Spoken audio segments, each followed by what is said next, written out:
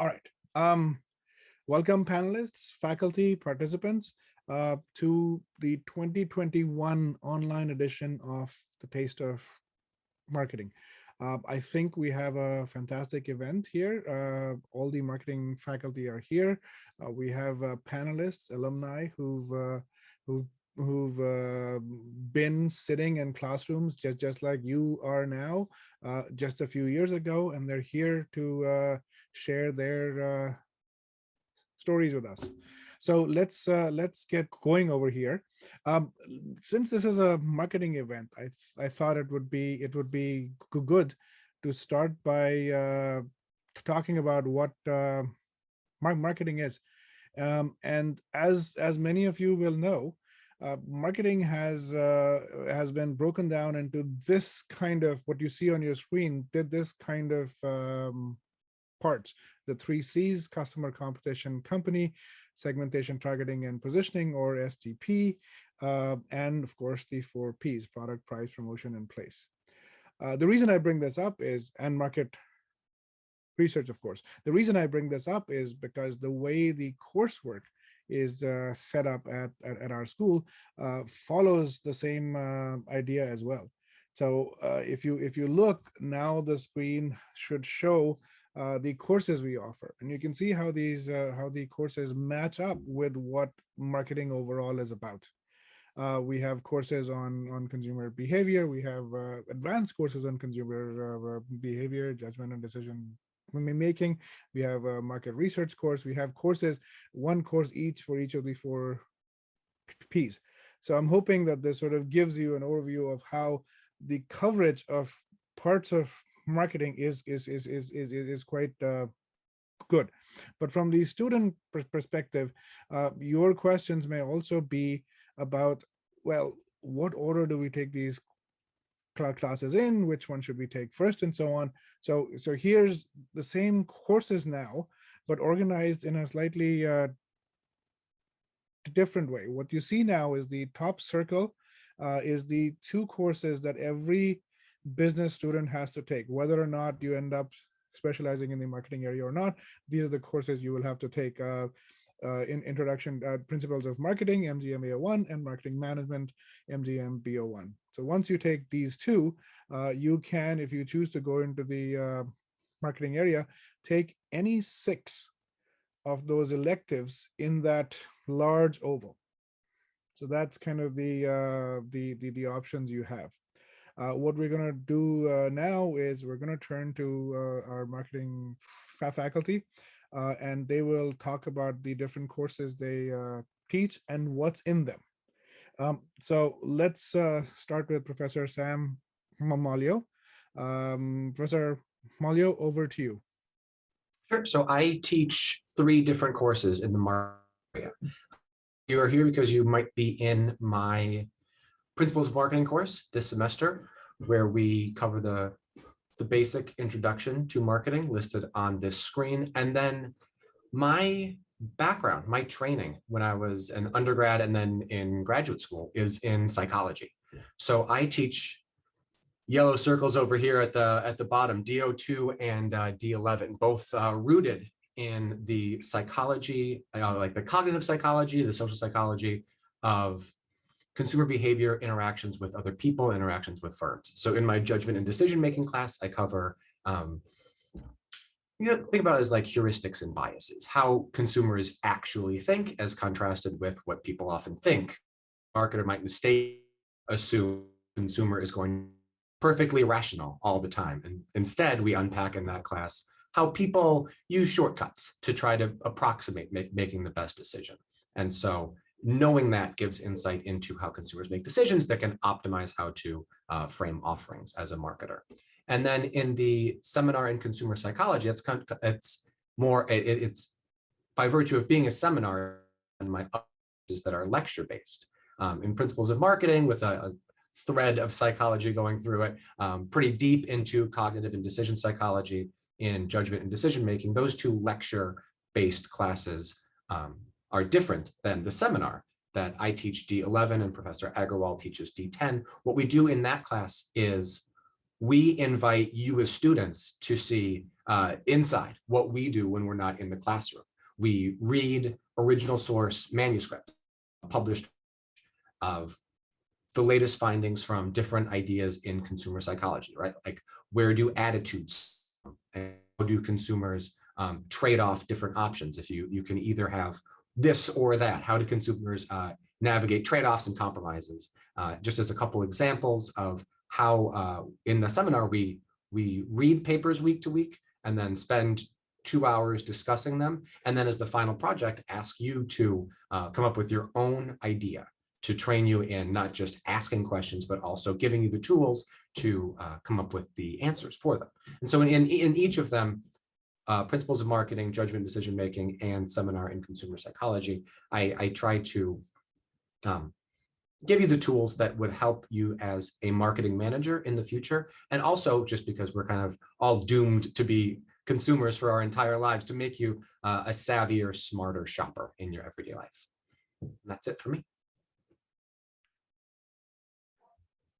Thank you, Professor Pomalio. Before we go on to the next faculty person, I just want to remind everybody, we're keeping videos and microphones off for everybody except the panelists, but also feel free at any point, if you have questions for either the faculty or the panelists who are to come, if you have any questions for them, please post your questions on the chat.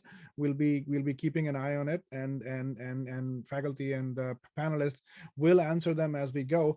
But later on, when all the presentations are done, we will moderate some live Q&A as well.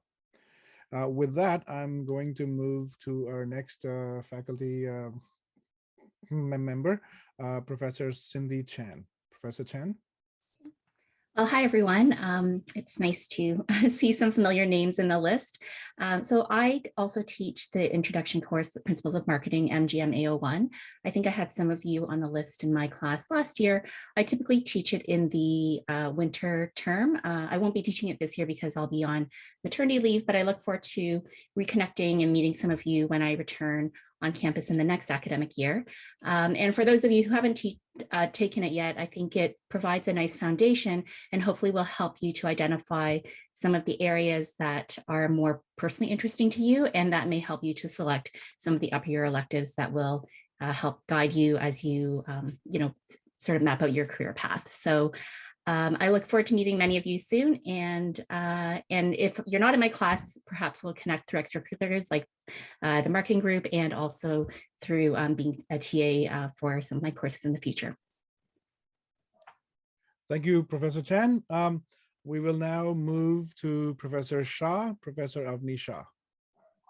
Okay, welcome everyone. We are so basically, Cindy does this great introductory course, as well as many of our other faculty here. And then we do BO1 in my class, where we basically apply these principles. So you say, okay, how do we see this in the wild? So we look at cases. So how do companies that you've all heard of and kind of businesses that have done very well, but we're going to see that from the lens of reading what they were going through at one particular point in time, and then seeing exactly how you would be making those decisions if you were that marketing manager or that executive, right? So that involves identifying, well, what are the problems that are going on, right? How do these different factors, these 3 C's or SDP or 4 P's, how do they play out in the field? And then you have to creatively give solutions to rectify the problems that you've identified, right? And so this is in the form of these cases that we do pretty much every week. But the class is really kind of centered around this notion of application. And so, towards the second half of the class, for most of the second half, you'll be working with startup companies. So last year we did startup companies in Ghana.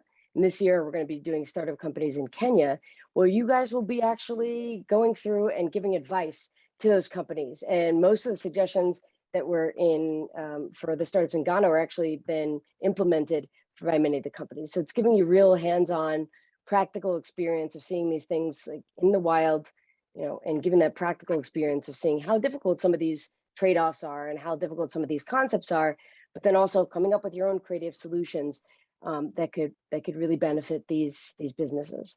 So look forward to having you in class, and looking forward to hearing your lovely questions and comments and different ideas during the second half of this lovely session that Tarun and TMG organized. Thank you, Professor Shah. That was great. And we'll move to Professor Bill McConkey. Thanks so much, Tarun, and hi, folks. Real pleasure to be here. Love working with TMG, love working with my marketing homies. And I see some celebrities that we graduated as if we had much to do with it. Hi, everyone. You know who you are. What a thrill to see you all again. And I can't wait to talk to you. I teach 2 C-level courses in marketing. Quick backstory, I'm a business strategist, and I focus mostly on the startup patch. Professor Shah just talked about the New Venture Program students in Africa. That's our program where in Kenya and prior to that in Ghana, marketing, think about it, you folks are building the marketing plans for student startups around the world through our program, and it's pretty extraordinary. So I'm so excited to be part of all of this. My 2 courses that I teach at the C level, first of all, Professor Malio talked about consumer behavior. Between these courses, we're teaching you the best theoretical models of how people think and how people develop attitudes and how people will be influenced. We're teaching you the best theoretical models, and then we are applying them. We're helping you apply them through the practice, through the projects, etc. And consumer behavior, the course I teach, which I teach every term, so I look forward to seeing y'all, teaches those most fundamental theoretical models and applies them, and then gets you ready for this incredible course that Professor Malio teaches. I also teach a course called Product Management and Branding.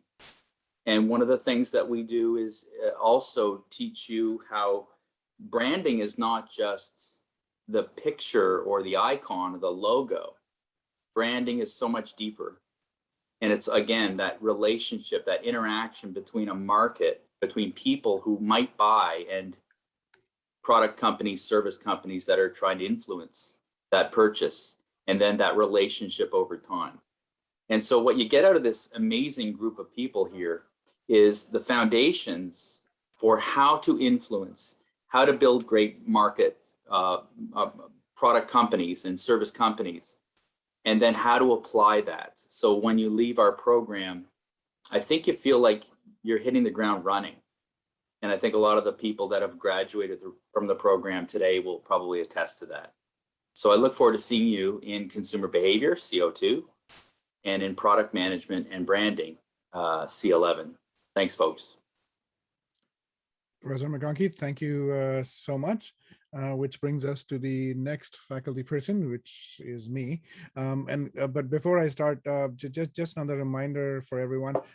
We've got everybody's videos and microphones turned off, just because we have close to 300 attendees at this point, and if we didn't do it that way, it would be very hard to manage.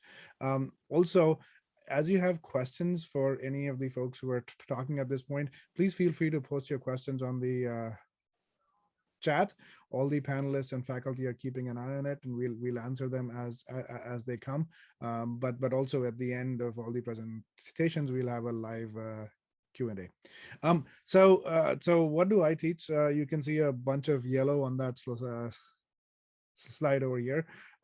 Professor Malio, Professor Chan, and Professor Shah have talked already about our principles of marketing, the intro course MGM AO1, and the more case-based marketing management course MGM BPO1.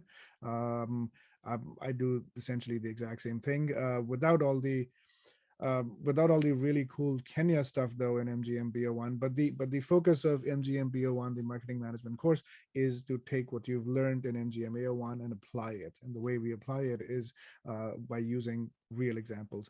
So it's a case-based course. We have a case every week, and we work towards actually solving issues and applying stuff. I also teach the market research course, MGM CO1, market research, I think, is an essential course for anybody who wants to stay in the or be in the marketing area. But I think it's an essential course for anybody in the in the business world in general, because marketing, a business is about creating value for consumers and then selling it to these consumers, and marketing is the functional area which helps you with that. And market research is the part of marketing that helps you figure out what consumers might want. And if you can't figure out what is value for consumers, it's hard to be in the business world. So market research is an essential class. We learn theoretically, but we learn through application as well in this class. There are 2 projects we do so that there's real actual market research that you will do during the class. As a follow-up, I guess it doesn't have to be, but it's sort of often used as a follow-up to the market research class, is MGM DO1, which is the applied marketing models class. This in particular, for anybody going into either the marketing area or the consulting area, or even folks who are considering a career in finance, is a great course to take, because we're looking at analytics, and we're looking at different analytic models that are used in industry out there to make sense of what is happening. We try and have the focus of this course. The word applied is right there in the title of this course. The focus in this course is not so much to build new models or figure out equations or derivations and stuff. The focus in this course is really about, these are the models that we know work. How can we best apply them? How can we best use these models to make sense of the world that is out there?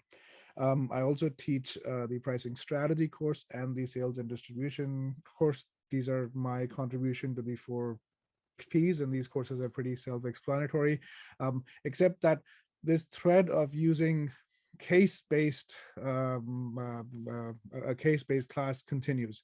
So everything is we use a case every week, and the idea is not only to learn from the textbook, but also to apply this, so that when you're done with these courses, not only do you know several different principles and frameworks and ideas, but you can also apply them.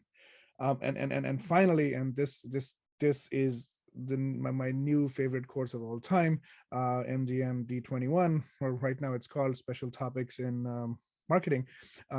We are offering it in summer every year, and what this course is, it's a simulation course that is sort of like it's a capstone course. There's a computerized simulation game that all these students play. That's all you do in this course. You play a game, but this game is all about what marketing is all about.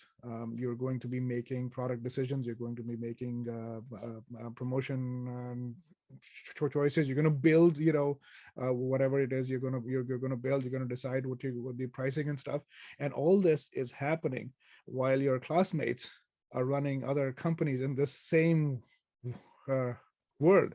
So if you don't do a good job, they will do a better job than you. So we're all competing against each other, which becomes a great way to sort of see how the real world will be. So those are the courses I teach. Hopefully I'll see many of you there at some point. All right. Again, reminder, please, as you hear stuff, if you have questions, post them on the chat. Which brings me now to our next faculty member, Professor Pankaj Agarwal. Professor Agarwal is also the area coordinator for the marketing area. Professor Agarwal. Thank you, Tharun.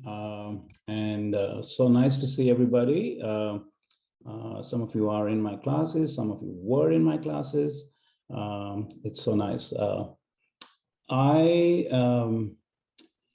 I guess I can give you a little bit of a background, given that I've been here the longest. I guess that's why I was the last to also talk about stuff. So one of the things that we as an area have been trying to do over the years is to encourage students to explore marketing as an area. When I joined, AO1, which is the first year course, used to be a third year course, and BO1, which is the second year course, used to be a fourth year course. So we've over time really moved it earlier on, so you guys get an exposure to marketing and see how exciting it is. So that's, I think, the reason why we were able to offer so many more courses that all of our other faculty members are offering. So I have been teaching MGMA 1, Principles of Marketing, because that's a course that needs to be taken by everybody, I guess. A lot of us end up teaching that. So you have a number of options when you're choosing which faculty member, I guess, to take it with. Broadly, it's all the same framework. We may have our own little twists, but effectively, it's the same basic principles that we teach in that. I also, just a bit of a background, I did before my PhD, I did my MBA and spent a whole bunch of time in advertising. So I guess by virtue of that, I end up teaching the advertising course, which is one of the 4 Ps. And I find this is, in that course, I use a lot of practical knowledge that I learned over the years when I was working with J. Walter Thompson. And that, I think, makes it a very, very applied and relevant course. And very important because I feel that's the most, one of the most powerful Ps, because that's the most direct way a brand can actually talk to customers and tell the customers what the brand, what it stands for. So we do that all in advertising. The role of branding, as Professor McConkey was talking about, is an important one, and we kind of reiterate how that aspect of brand and brand equity needs to be kind of promoted in advertising. So, and finally, I also teach, along with Professor Maglio, who teaches the D11, I teach D10. Both are seminar classes. These are really making you go deep, deep, deep into consumer psychology, just trying to understand how people think, how people are influenced by things around them, how they choose, and various aspects. So these courses are not sequential necessarily. These are not necessarily one or the other or both. You can take both courses. And the topics may vary depending on who's teaching. Professor Malga talked about attitudes and other aspects. I may talk about cultural background and role of time, role of money, whatever. These are just different topics across aspects that that influence consumers, their choices, their decisions. But we take more of an academic, more of a critical thinking, more of a research perspective rather than an applied.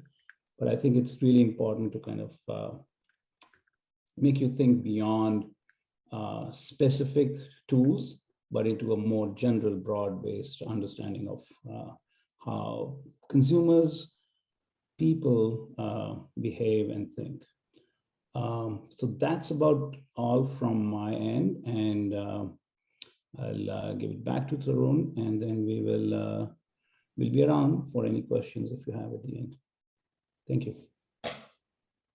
Thank you, Professor Agarwal. So again, if there are any questions that come up in your mind as our panelists are talking, please post them in the chat, and at some point we will also once the presentations are done, we will have sort of an open thing where we can moderate some questions to the panelists. This now brings me to our panelists.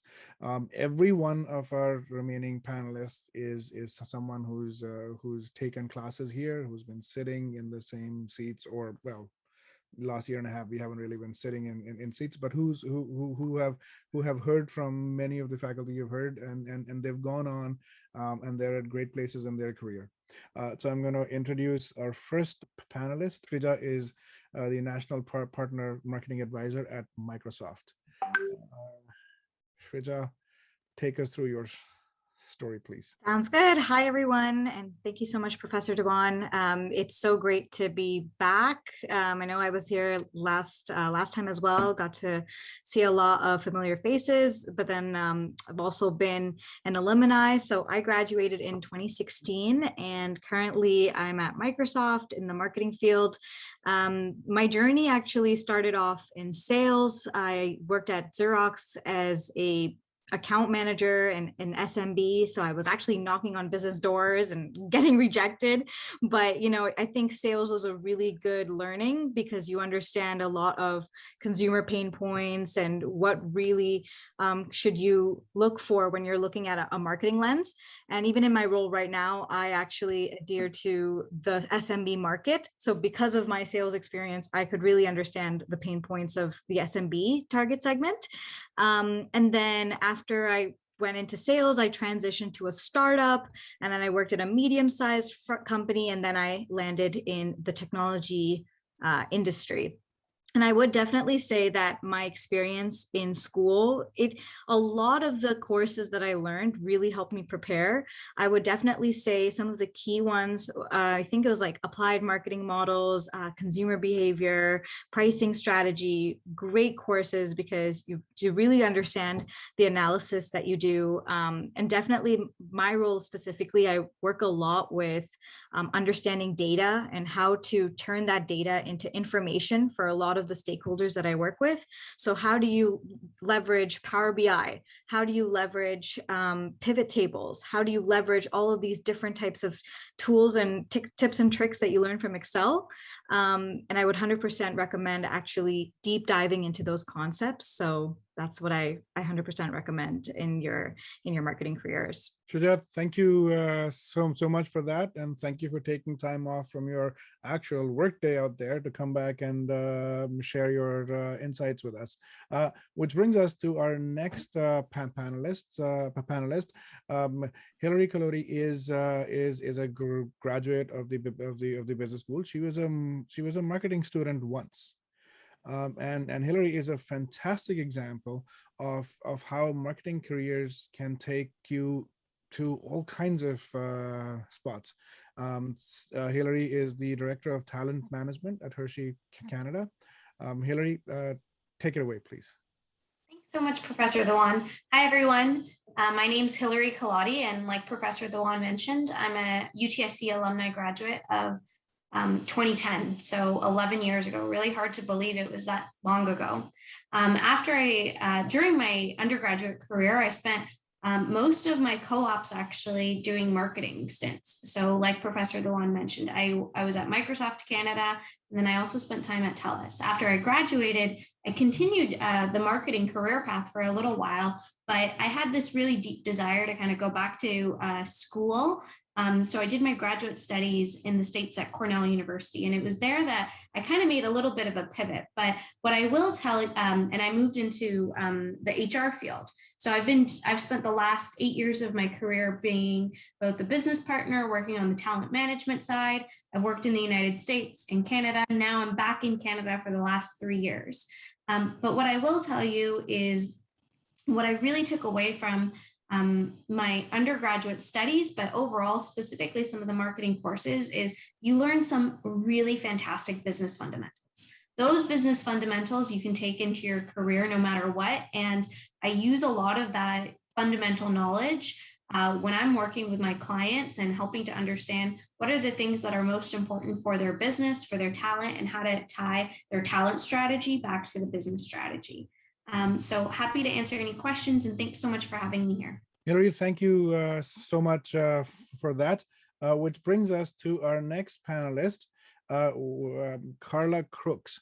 Carla Crooks is currently the Director of Global Risk Mitigation and Agility Products at Estee Lauder Companies. My apologies for a little typo in that slide. It's ELC, Estee Lauder Companies. Carla, all yours. Thank you. Hello, everyone. I am so excited to be with you all today. My name is Carla Crooks. As you just mentioned, and you just heard, I am a proud University of Toronto alumni. For me, there's no better school than the University of Toronto. So That being said, you already know that you're in one of the best programs at the best university. So big congrats to all of you. Just to give you a little bit of who I am and my journey, I graduated from the management program in '99. That is a long time ago. I know, it just feels like yesterday though. From the specialist in management, I obtained a specialist in management degree. At that time, it was an honors degree because it was a 5-year program. But it just feels like yesterday that I was in your shoes and so eager to learn, to complete my studies, and to take on the big world. My degree at the University of Toronto truly propelled me into my career. I was offered an amazing full-time position as a short-range planner at the Estee Lauder companies within 6 months of completing my degree. The main function of a short-range planner is to execute the marketing plan.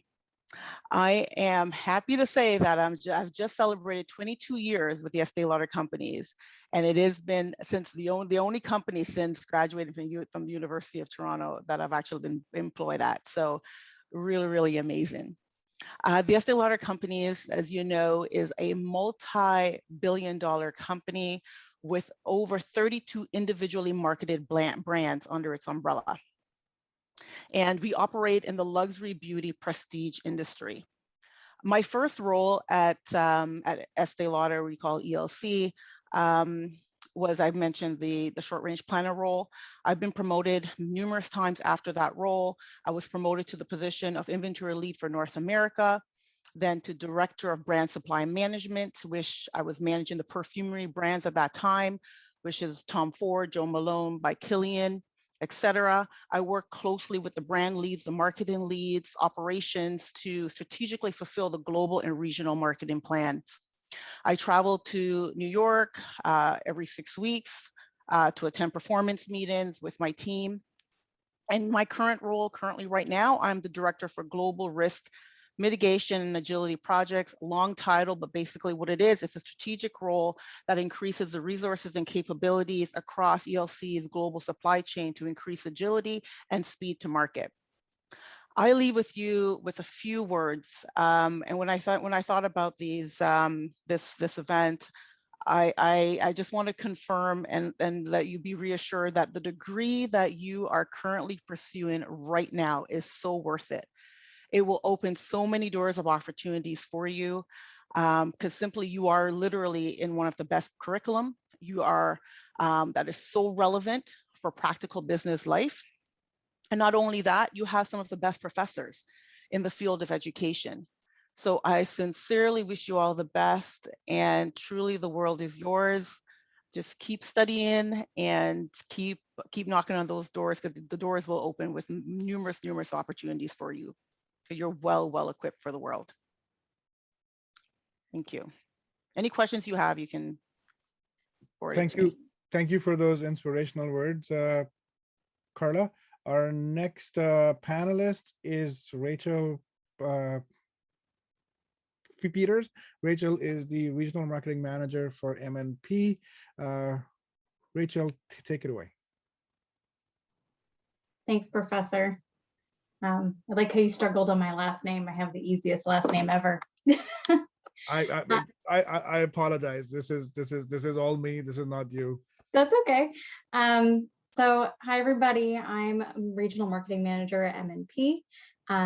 This wasn't my first role coming out of university. I graduated in 2015 in the summer because I did a little bit of extra time because of additional co-op terms at Microsoft. And about 6 months after graduation, I was employed at Deloitte as a sales and marketing specialist. So something that's great about the marketing courses at U of T is that it doesn't just teach you the fundamentals about marketing, it also teaches you, as Frida was saying, about sales, about building connections and understanding other people and how they work and being able to adjust how you work based on their personalities. So I would definitely think that being part of group work, frequent group work, and getting to learn about different types of personalities is really important in university, and something that you should be taking advantage of because that is highly transferable to the workplace. Shortly after my role at Deloitte, I went to an advertising agency where I was managing an Acura account, and now I'm at MNP, which some of you may not know what it is, but it's essentially like Deloitte, a professional services firm, but it's only based in Canada and it's mid-market. So in my role, it's a combination of business development, sales, and marketing. So if you're interested in marketing strategy and business development, I definitely encourage you to take as many courses as you can in marketing, especially those that have the group projects, and start there. For those of you in co-op, try to try a whole bunch of different types of co-ops while you can, so you can kind of figure out what type of marketing that you like as well. I love the technology aspect from Microsoft, but the professional services marketing is something that I didn't know existed until I received an offer from Deloitte. So taking advantage of those co-op terms or your summers and being able to get a summer job in different types of industries or different types of marketing will also be beneficial while you're still in school. If you have any questions, drop them in the chat and I'll answer them. Thank you. Rachel, thank you so much.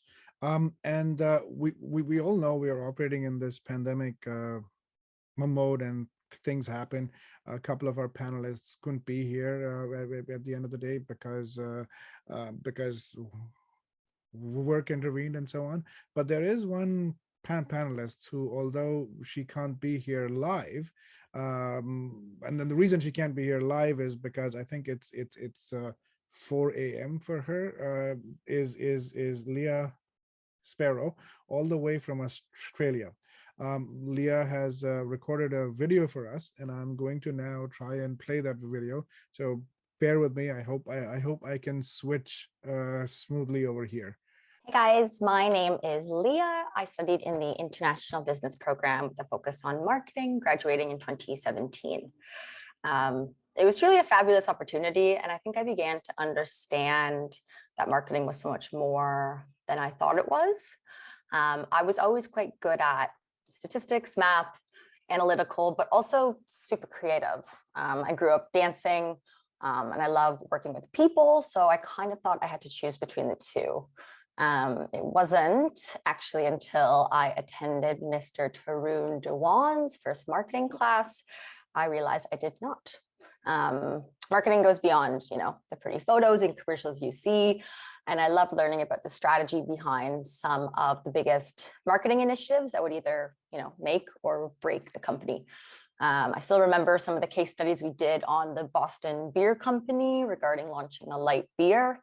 And it just sort of taught me to think outside the box, which I know sounds cliche, but it's really true.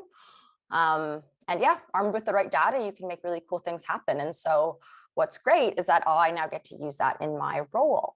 I work at House, the world's largest interior design and architecture platform. So I'm a senior strategic account executive, which yes, is a very long title. And my clients include interior design firms, architects, boutique custom builders across Australia and New Zealand. House is a multinational company, and we are actually gearing up to go public next year, which is super exciting, and also just really interesting to be part of that. The designers, architects, builders I work with have tried, magazines, Instagram, Facebook, and Google marketing to no avail. So every day I sort of have these interesting conversations about their goals and actually get to educate them about the fact that it's not about how many eyeballs you're in front of, but the right eyeballs. Many of my clients deal with a lot of time wasters and people who are not educated in the process of potentially planning a multi-million-dollar architectural custom build, for example, and House provides a solution to that. So I get to share market data and industry data to help them get the best return on their investment. House also recently evolved to become a SaaS business, software as a service, which means I get to develop a whole new skill set. We sell project management software that helps them manage their projects and their own clients as well. What I found also really helped me through the marketing and market research courses at UTSC was the psychology of pricing theory. in creating pricing options for my clients. And now I am actually one of the top billers at my company. And I think it's because of, the confidence, education, and knowledge I have that I bring into my role.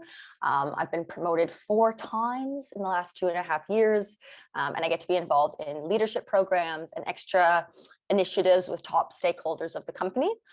For example, I'm currently working on a project at House that aims to build our brand awareness, not just amongst other designers and architects, but in the homeowner market.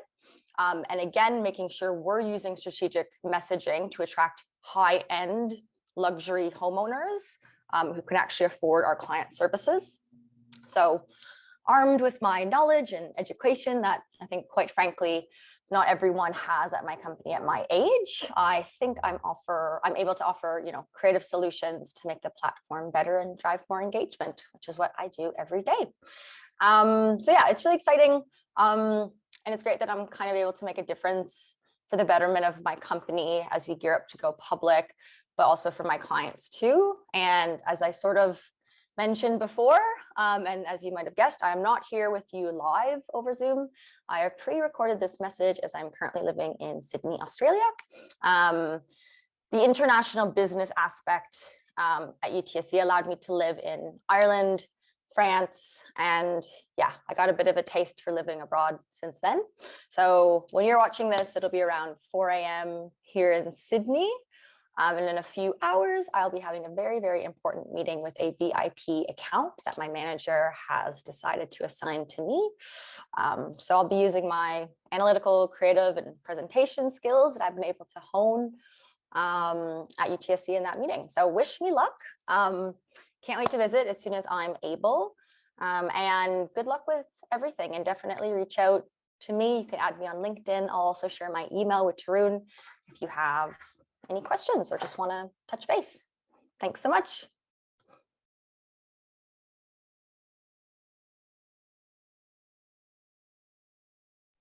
Well, thank you, Leah, for sending that video all the way from the other side of the world. And that brings us to the end of our panelists. What we're going to do now is take any questions you may have. Please post them on the chat. What role does marketing play in the real world of the corporate strategy profession? Professor McConkey, since you introduced yourself as the strategy guy, would you like That's what I did. Would you like to start us off on this one? Sure. Let me get us rolling. Thanks, Tarun. So an anecdotal and then maybe a more theoretical answer. Anecdotally, my time at IBM really demonstrated to me that the marketing people tended to be the ones that ascended to the top level strategy jobs, bar none. From a theoretical perspective, you can kind of understand that. When you look at the marketing 4 Ps, the strategic 4 Ps, if it's a distribution company, being great at distribution, both the foundations and the application is going to set you well to drill up into what's the next strategic vision of the company from a distribution perspective. If it's a product company, similar.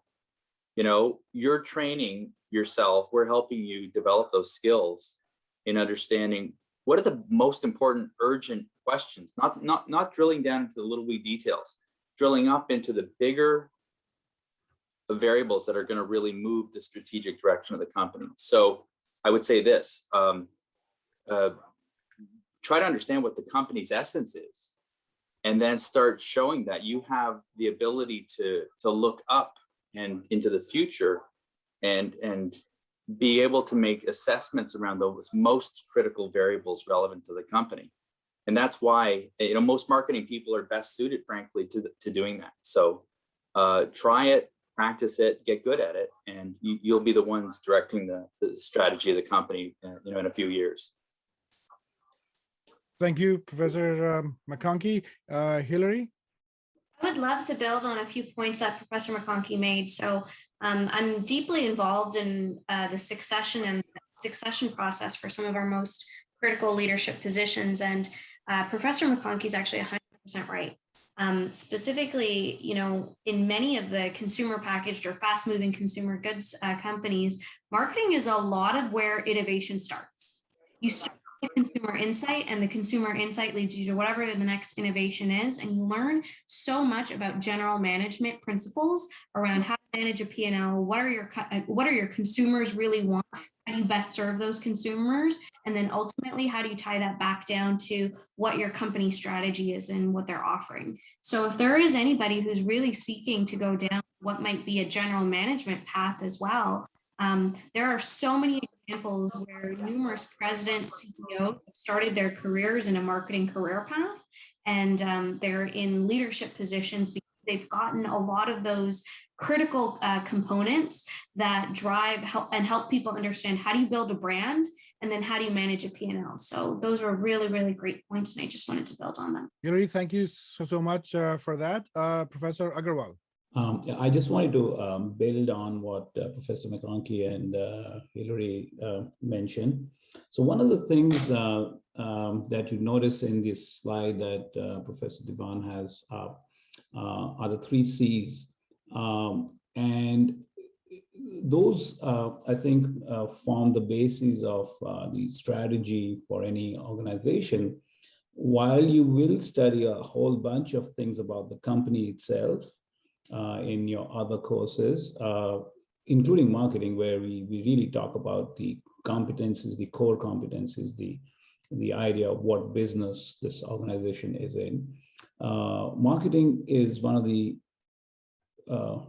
probably the only area that focuses on consumers, right? And consumers are the heart of where your revenue is coming from. Unless you understand consumers, you're not going to be able to understand their needs, you're not going to be able to sell your product. And marketing also looks at competition. Who are you competing with? How does your product, your offering, make it different and better than what others are offering? And so those 3 pillars of strategy, what we can offer, what consumers really need, and what others are offering, together becomes the strategy for any business. And I think marketing therefore gives this whole really good perspective of the overall strategy. And that's why what Professor McConkey was saying is that that's why a lot of folks who've been trained in marketing end up having this big overall view of what the organization is, and that's why they rise to the top. So I think marketing does give you this overall good perspective of the business strategy from the get-go. Yeah, thank you. Awesome. Thank you, Professor Agarwal. From a very broad overview kind of idea, like what is marketing about, how does it help, right down to the nitty-gritty of it, which is the next question, and I'm going to pose it to all the alumni panelists we have. The question at its heart is, so how do we get a job in the marketing area? So alumni panelists, if some of you could talk about challenges that you had getting a job and advice for students now, what can they do to help their case to get a really good marketing job? Carla? Can start. When I think about that question, I often remind myself that marketing is one aspect of business, right? So and it is, although it is a brainchild, it is a visionary, strategic part of the business. I mean, once you get into an organization that is profitable, that has great brand equity, great brand positioning, you can start off in literally everything will be connected to marketing. So you can have a creative role, you can have an advertising role, you can be in demand planning, supply planning, and still be heavily influenced with marketing, because marketing actually provides a vision for the organization. So you can do, and you cannot do anything. Estee Lauder will not be a successful organization without the marketing company, without a marketing functional group. So when I think about that, it's not limited to marketing. You can literally have any other functional supportive groups in marketing or connected to marketing, and you can still fare very well in the organization. Thank you, Carla.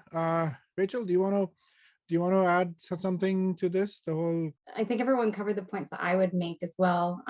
Back when I was speaking earlier, getting that experience during your summer months that you're off, if you don't have co-op, or getting experience during your co-op, I would take advantage of that before you jump into a job that you would ideally want to spend a year in.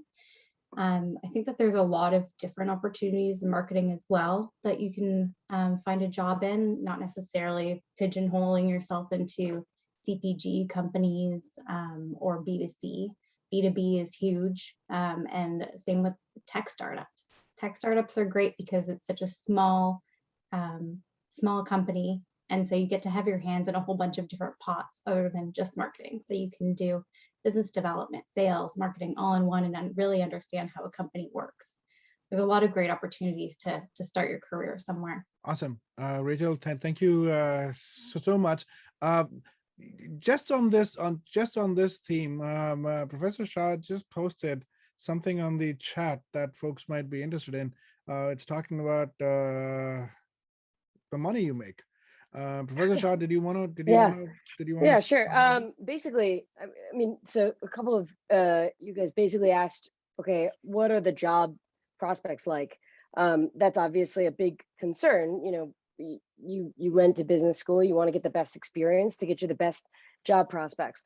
Obviously, we have folks on the panel who are excelling in their jobs, but you know, are these folks anomalies or not, right? But I think one of the things that we found post-COVID, or I shouldn't say post-COVID, but in the time of COVID, is that you know, social media, digital marketing is more important than ever in terms of getting the reach to your customers. And so we see this in the fact that, you know, people with good, so I want to echo what folks said in the panel, and our, you know, esteemed alumni.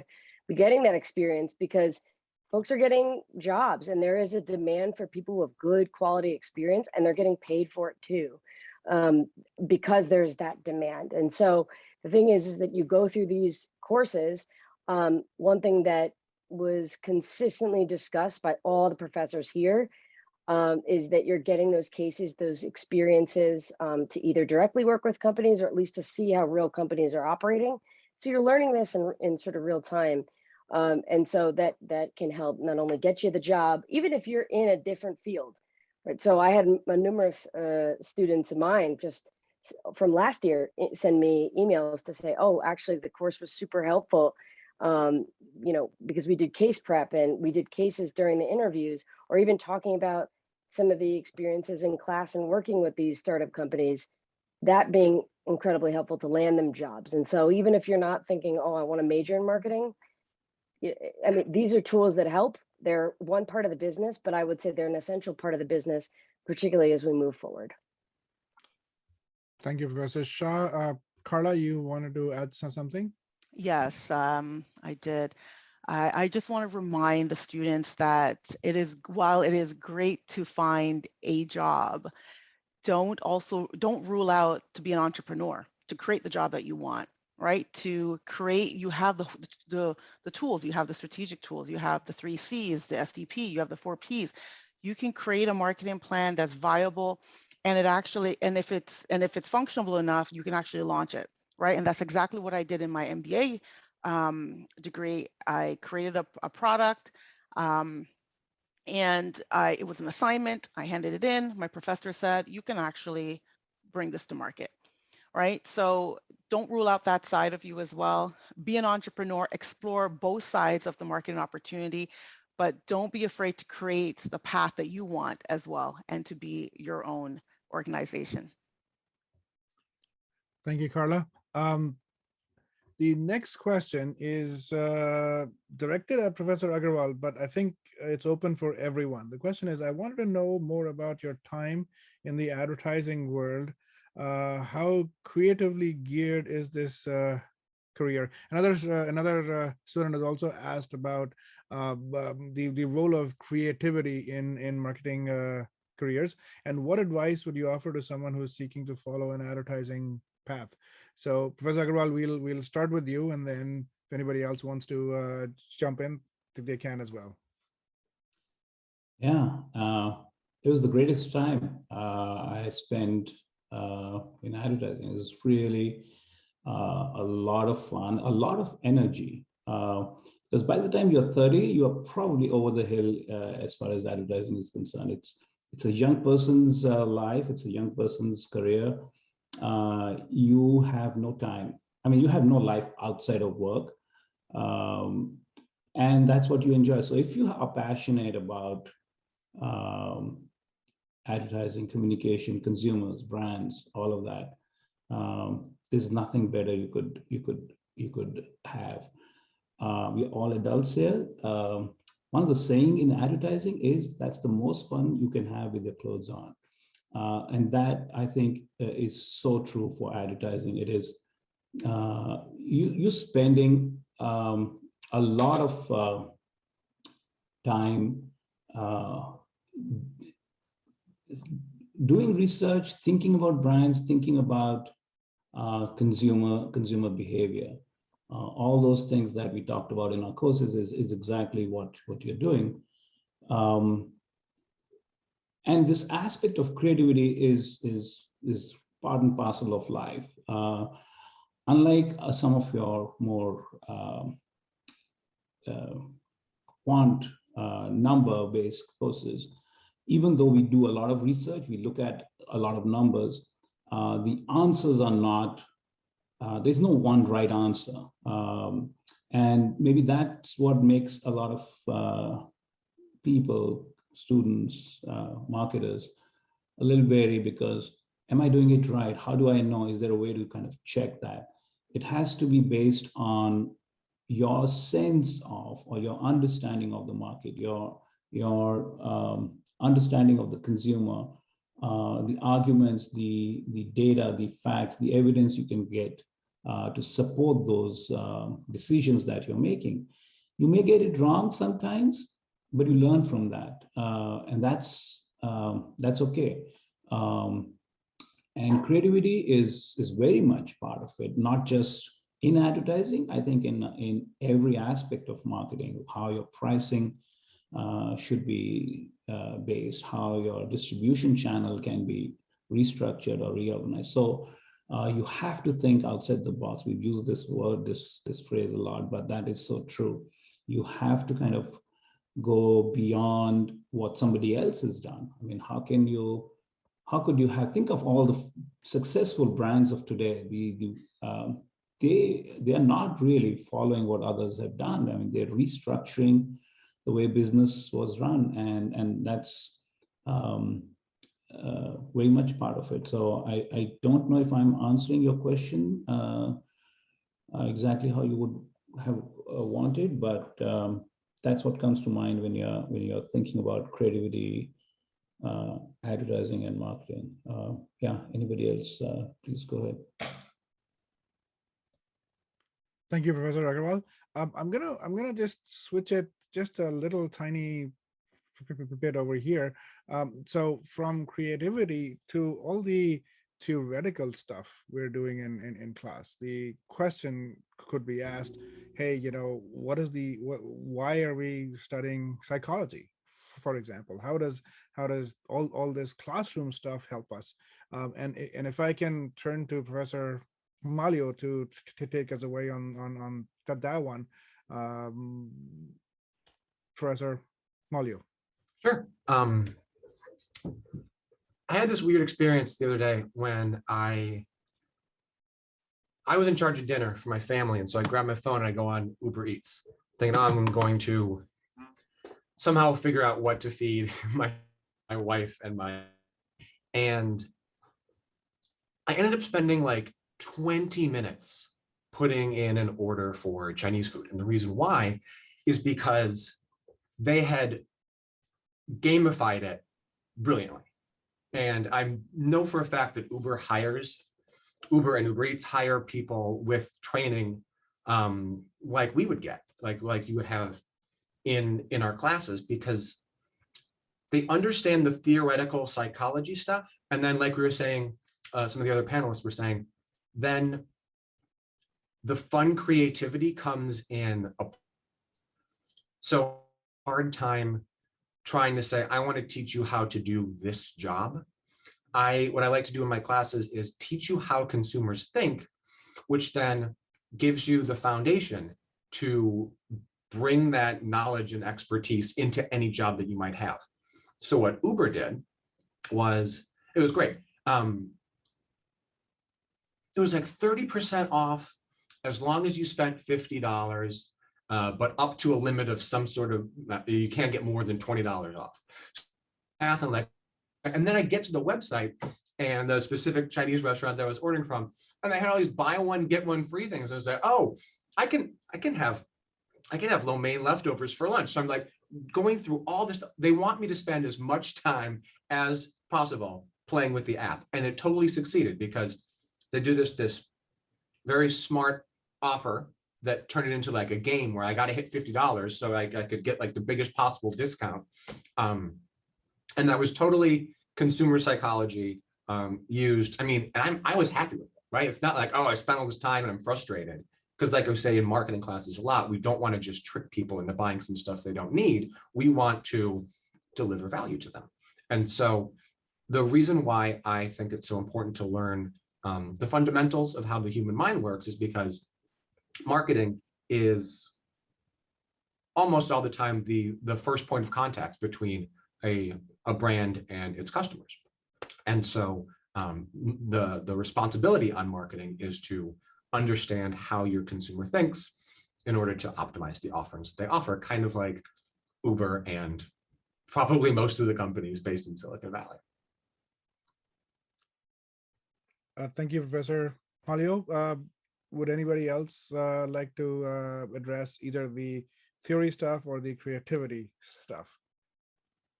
And I must offer fair warning over here. Once we end up talking about the creativity stuff and the consumer psychology stuff, I am itching to talk about numbers and the quantitative end of marketing as well. So please hold me back as long as you can. Would anyone? Why don't I pose this question to our panelists as well? So Rachel and Carla, do you want to talk about the role of creativity has played in your careers, knowing of course that I'm going to be soon trying to plug some numbers as well. Rachel. Sure. I think my role is a little bit different than Carla's, so it'll be interesting to hear what she has to say after. Creativity for me in a B2B space is much different than trying to get a consumer to interact with the product or get them to click on an ad or watch their commercial.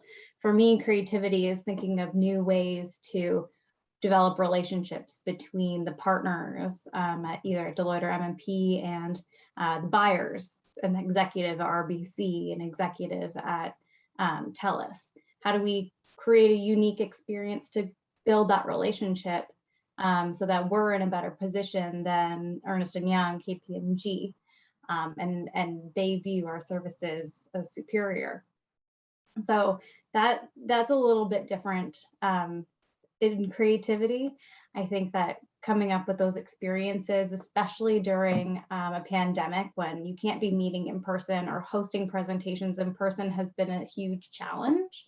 But we've found some interesting ways to go about it. So hosting very small, like whiskey tasting events where we send our clients whiskey and we discuss our services, and we discuss the clients' pain points, and we try to find some sort of solution over a fun activity.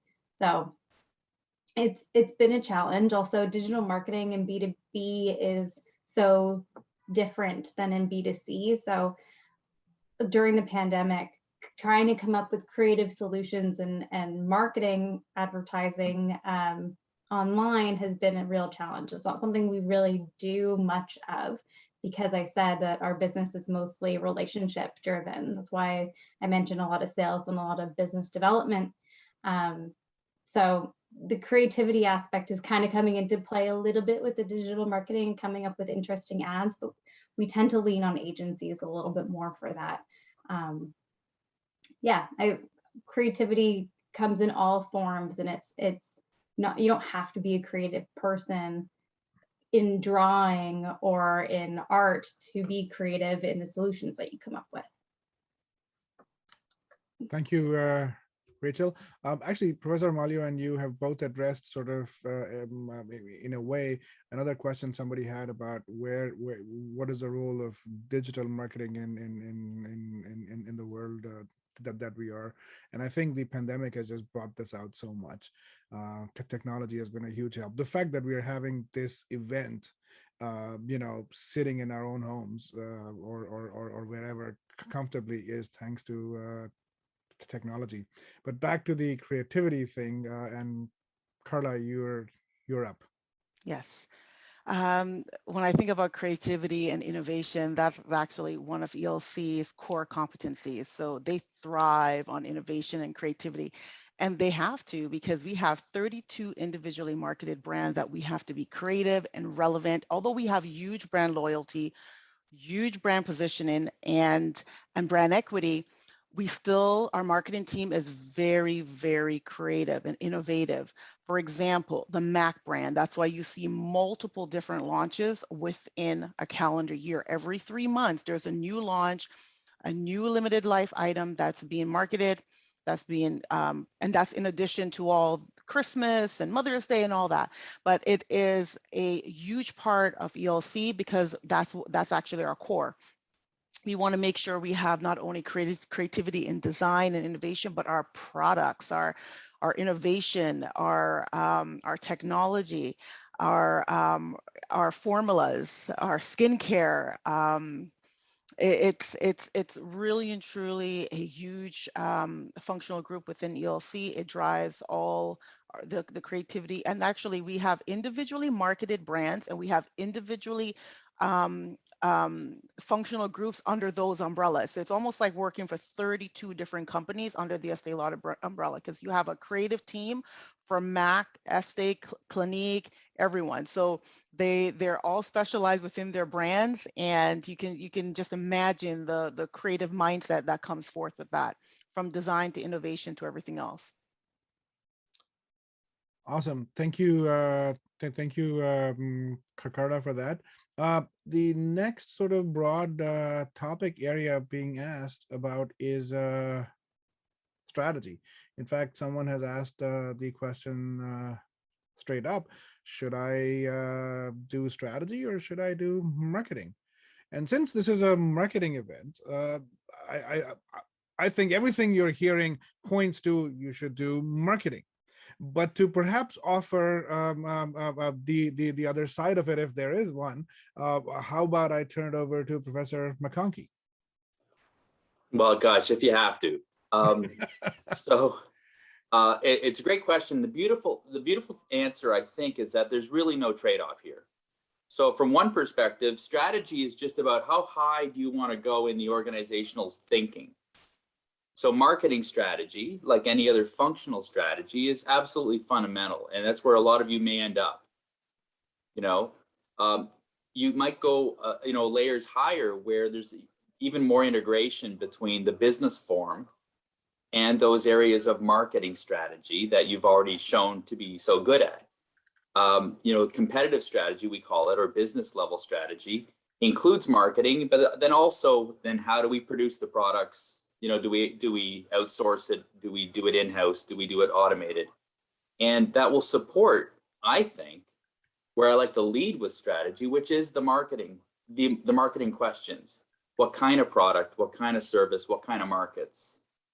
And what relationship do you want to build over time? And if I could just really quickly, I think I've finally figured out why I never got a date in high school. And it's because I was so nerdy about this stuff back then that even in grade 12, we went to Florida. The band got to go tour Florida and then go to Disney World. And it's my first time at Disney World. And if you've been to Disney World, I hope some of you have, just from a marketing perspective and the way these things integrate to produce truly a strategy, right? We say in branding, there's a product layer and then there's the brand layer, which is kind of all the outreach and the relationship stuff you do. And you see great brands like Disney, they got it right even all those years ago. So here's an example. The product in this case was the Disney World division, and the individual product line was Space Mountain. Has anyone ever done Space Mountain? Pretty cool. It's a roller coaster in the dark. I mean, it's pretty cool, right? Okay, but what did I notice? Traditionally, with these sorts of things, right? If you go to like a fair or the CNE, there's an investment you have to make. So you have to get in with a lot of money, and then you have to wait in line. And most places did a crappy job of that. Waiting in line was a real investment, no return for the consumer. Until I showed up at Disney World. It was an hour-long wait, and I loved it. The wait involved gadgets I got to play with, little videos I got to watch, and all kinds of other fun things. And it was a joy. And then I got to go down a roller coaster in the dark. And guess what? My buddies and I did it 4 times in a row. Okay, I got sick, but that's beside the point. It was such an example of strategically thinking about how all the pieces play together, and then you focusing on your consumer and just delighting them. How's that for a strategy? To follow Professor McConkey is always a difficult job, but I will try. So we've been talking up to now about what everybody feels marketing is about. Marketing is about creativity. Marketing is about connecting with the consumer. Marketing is about value creation. But there's a lot of other stuff that happens in the marketing world as well.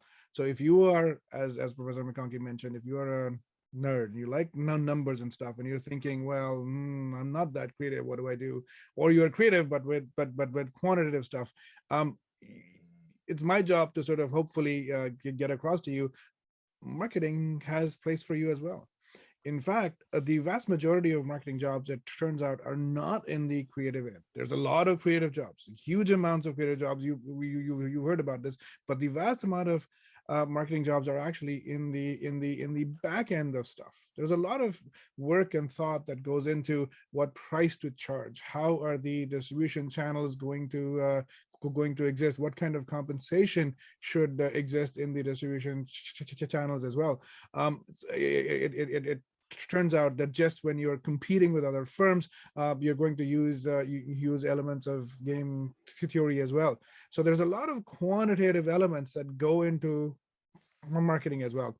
As human beings, and to illustrate my point, I'm going into psychology now. But as human beings, we tend to sort of if we hear numbers about anything, we're like, that must be true. So if I say that, look, 80% of all jobs are marketing jobs, you're like, oh, that sounds interesting.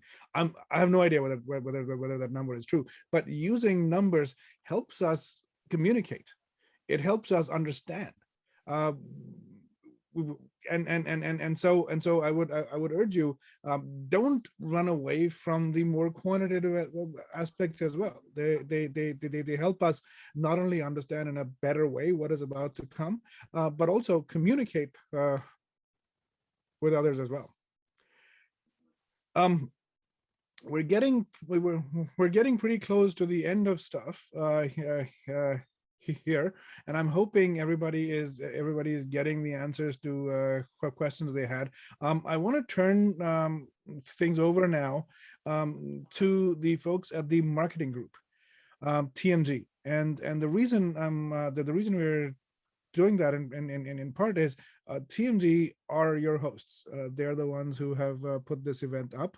And I want to urge you, while you are deciding whether to do strategy or marketing or just marketing, which would be completely fine, look at the student clubs. I mean, look at TMG, of course, but look at student clubs in a more broad way. They're part of your university experience. They will add to it. So with that, I'm going to turn it over to the co-presidents of TMG, Jessica and Elvis. Okay, so hi everyone. Oh, okay, Elvis.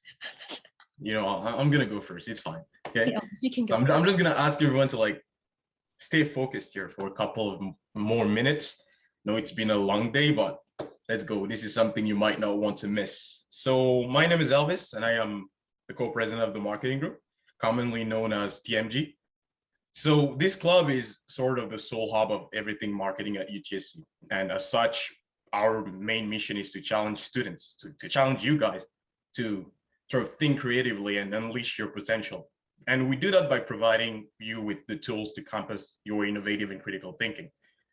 I'd like to believe that we provide a plethora of practical experiences, networking opportunities, the chance to discover the marketing field from completely different perspective as well. And, you know, all the learning experiences you could get from well-established leaders in the industry.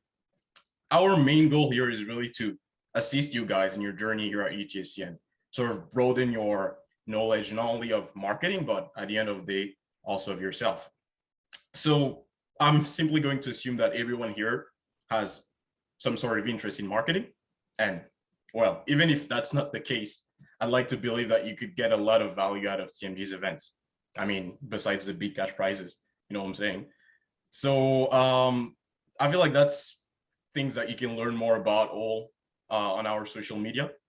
That should be posted in the chat in a minute. Meanwhile, I'm just going to pass it on to my lovely co-president to introduce herself and tell you a little bit more about our initiatives here at TMG. Thank you so much, Elvis. I'm also the other co-president.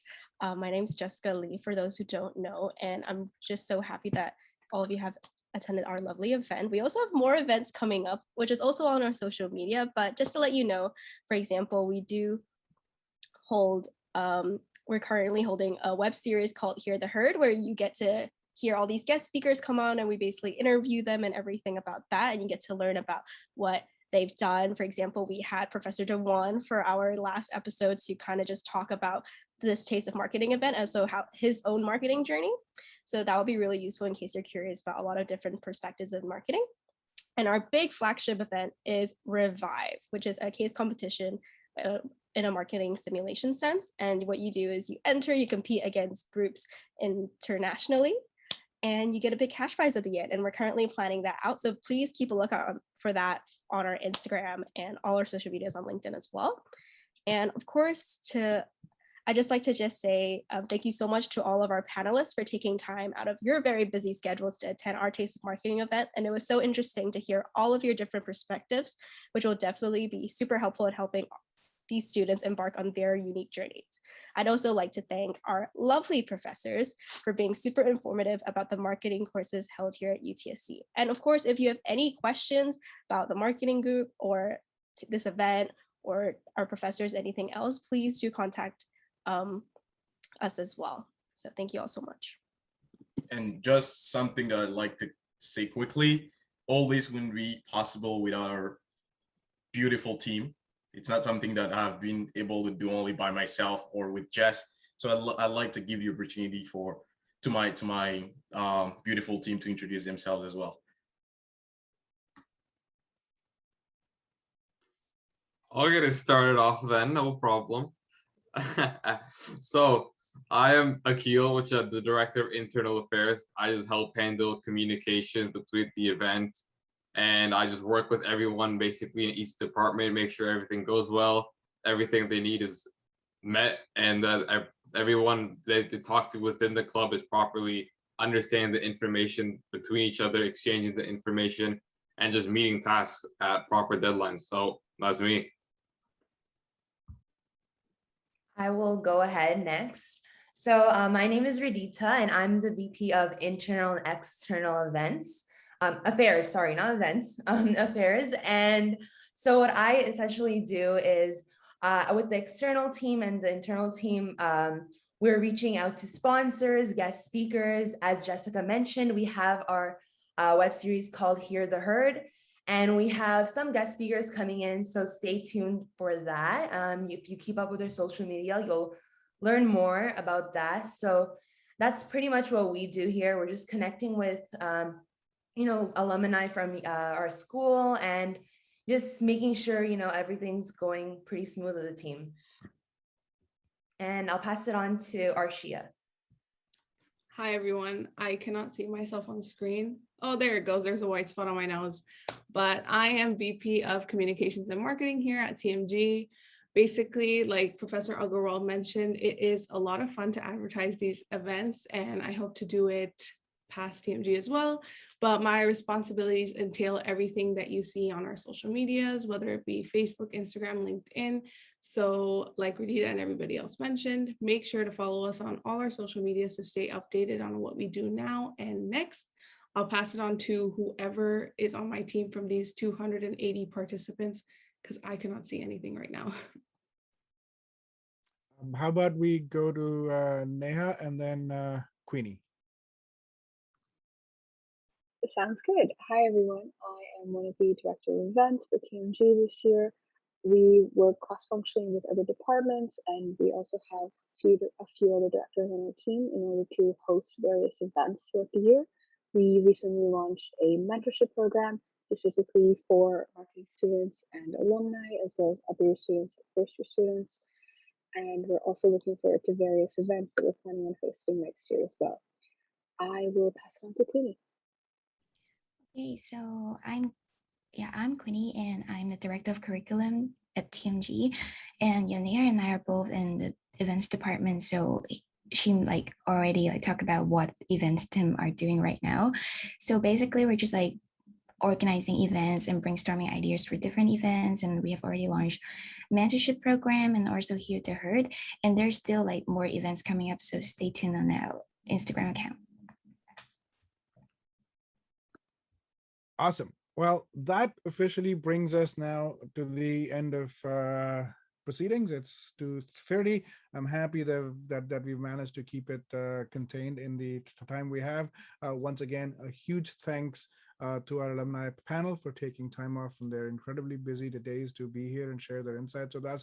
Thank you to all the marketing faculty for again taking time off and sharing their insights with the students. Thank you to all the TMG folks for all the work that they've done behind the scenes, all the wonderful art that they've made, all the promotions that they've been sending out. And thank you to all of you for taking the time and coming and hopefully getting some good stuff. We will be posting the recording of this at some point. So if there is anything you've missed or a slide or whatever that you wanted to see, the recording will be up in the next week or so, I think. Thank you all. It's been great. Please be safe, and we will see you in class at some point soon. Bye, everyone.